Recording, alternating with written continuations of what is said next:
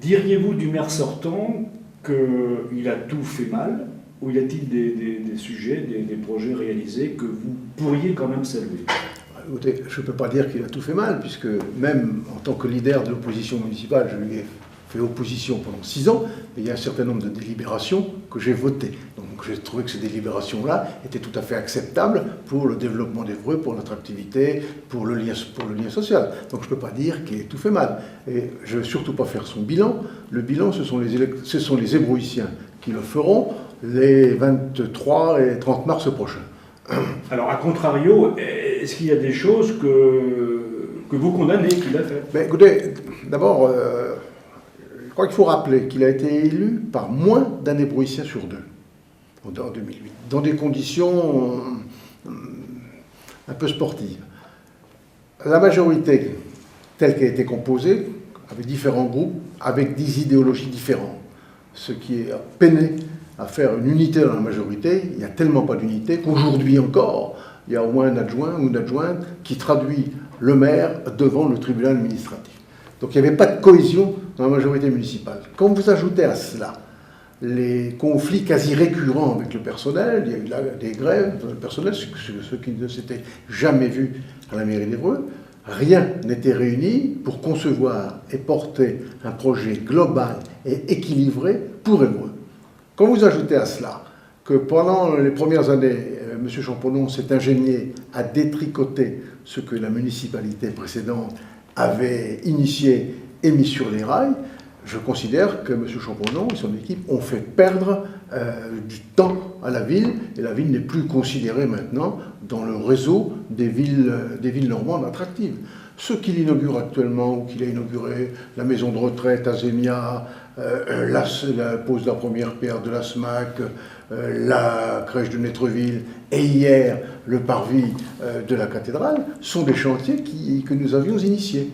Je peine à trouver des chantiers structurants qui ont été conçus et réalisés par l'équipe Champonon. Par contre, je lui reproche ce détricotage, si je puis dire, ces atermoiements qui ont fait perdre du temps. Je prendrai deux exemples seulement. La maison de quartier de la Madeleine, elle aurait dû être opérationnelle depuis au moins 2 ans.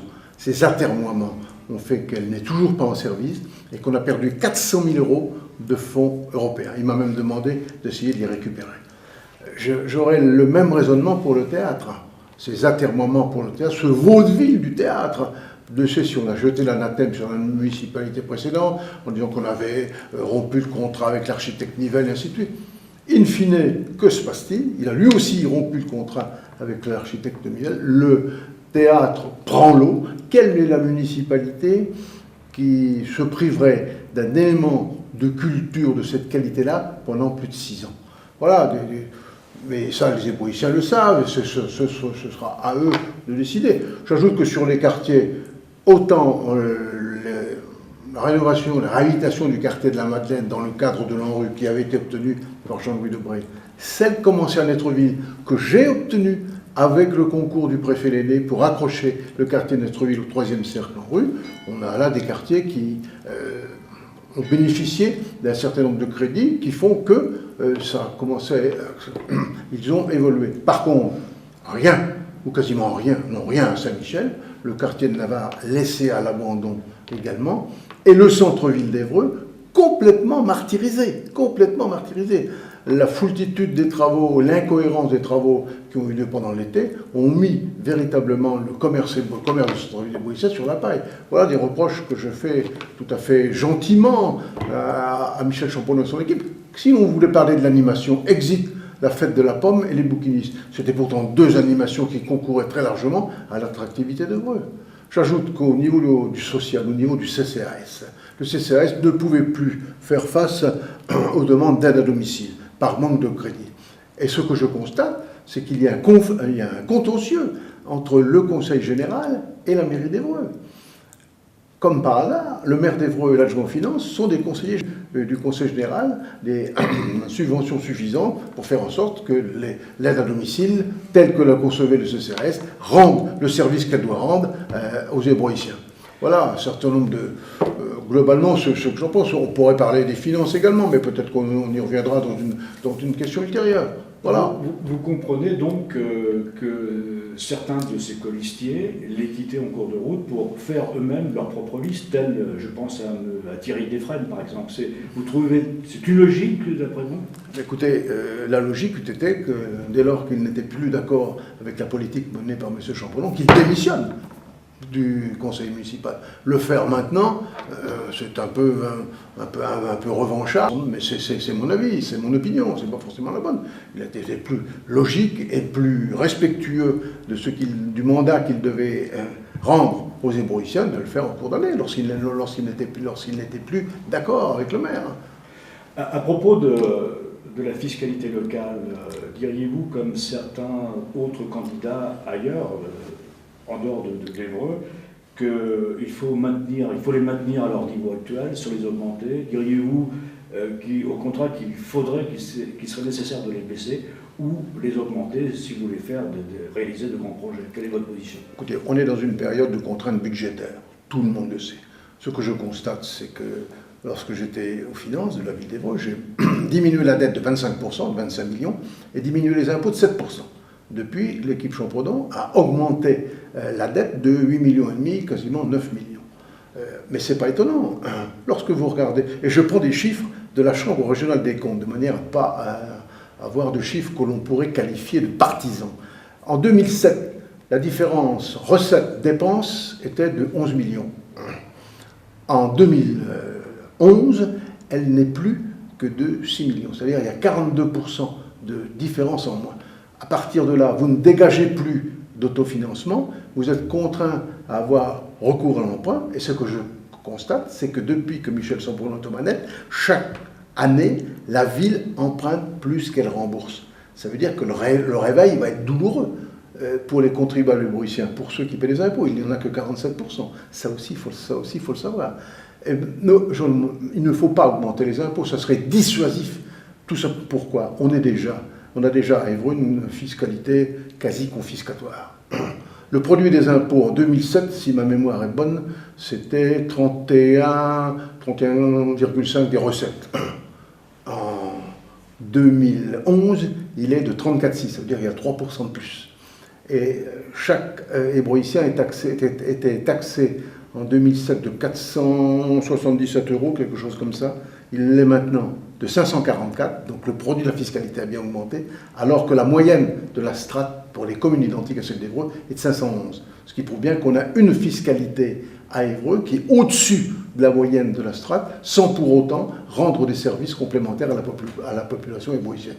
Donc, et pour moi, il n'est pas question d'augmenter les impôts, il est question au contraire de maîtriser la fiscalité, que ce soit à la ville ou à l'agglo.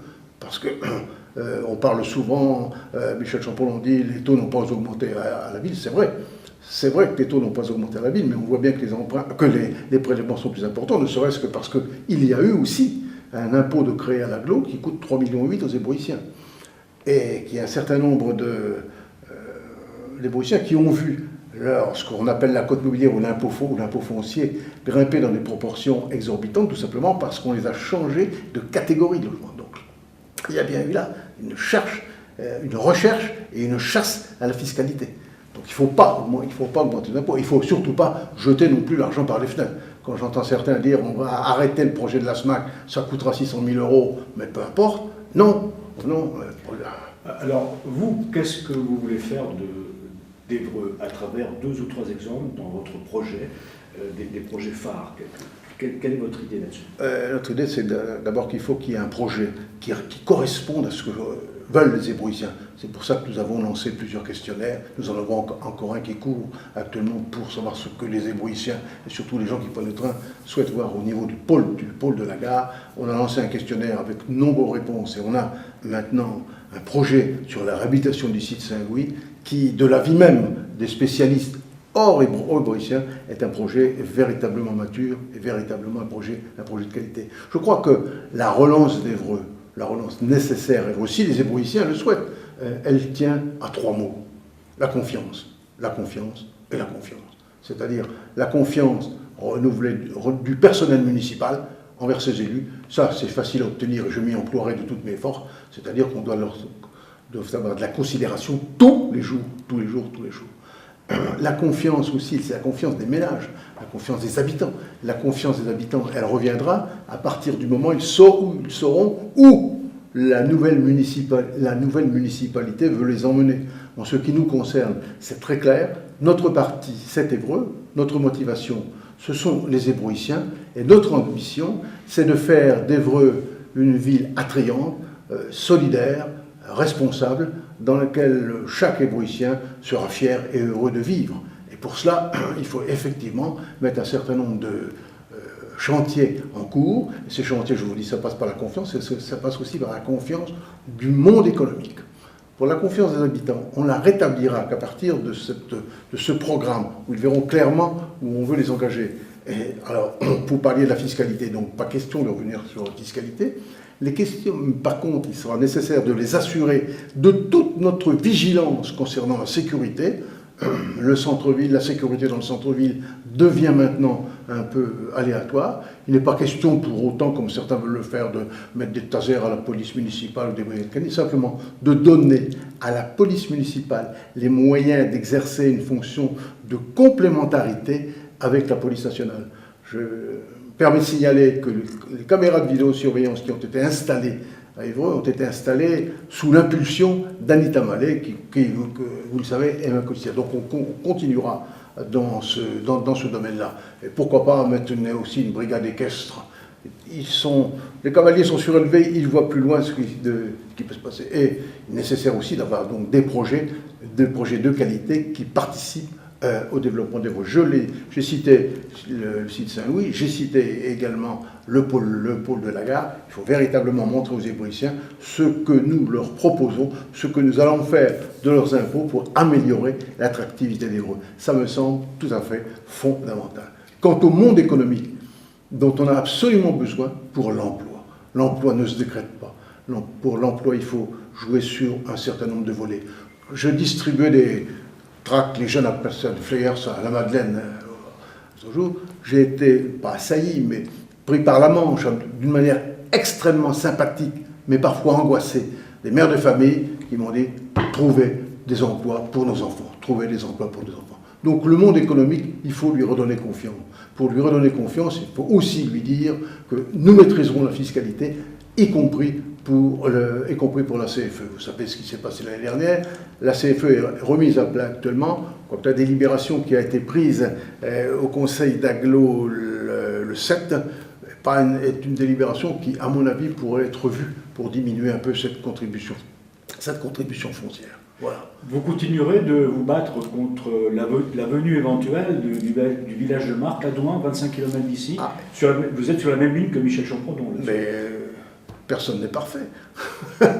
Mais le village de Marcq, à Douin, j'ai dit ce que j'en pensais dès le départ.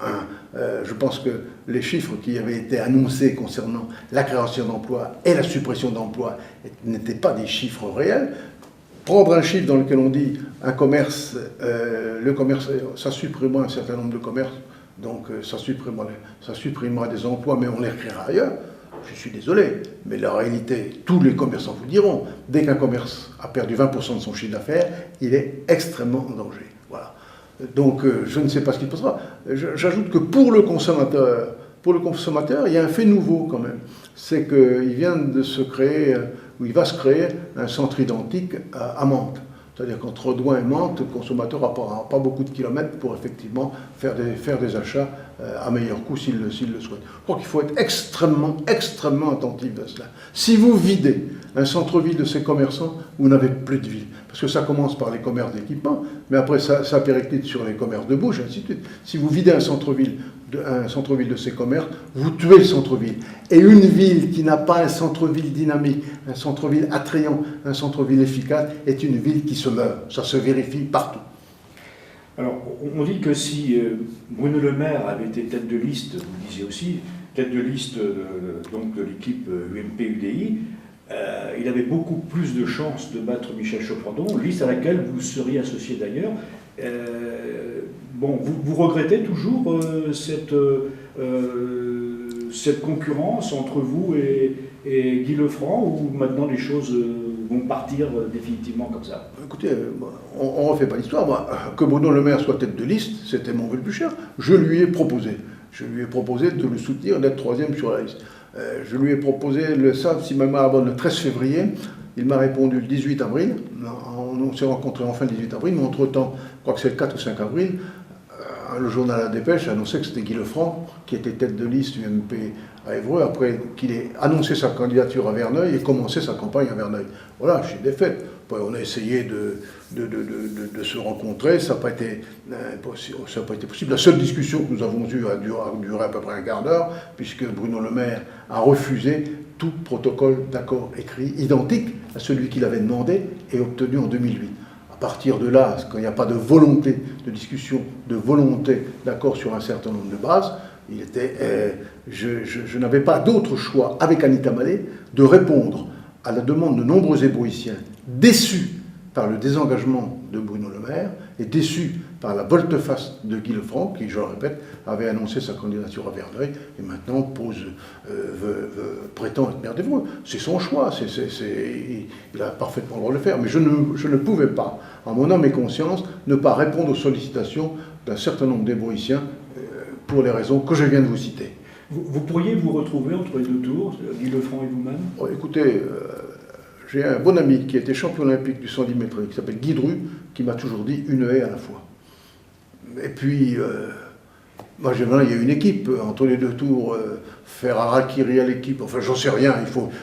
Les ébrouissiens auront le 24 et 30 mars le bulletin de vote entre leurs mains. C'est eux qui décideront. C'est eux qui décideront. Dernière question. La présence du Front National est faite, selon vous, pour battre la droite avant tout, ou a-t-il, le Front National, des velléités de victoire? Qu'est-ce que vous en pensez? Ça, il faut lui demander s'il a des velléités de victoire. Mais le Front National a toujours été un allié de la gauche. Hein. Ça a toujours été comme ça. Lors de la dissolution de l'Assemblée nationale, où la droite avait perdu plus de 100 circonscriptions, ils ont été perdus parce que le Front National s'est maintenu au deuxième tour. Je ne sais pas quelles sont les velléités d'Emmanuel Camin au niveau des voix, mais nous sommes dans une démocratie, nous sommes dans un régime républicain. Là encore, les ébrouissiens auront à se prononcer. Merci. C'est moi qui vous remercie. Voilà, et on a bouclé là. Non.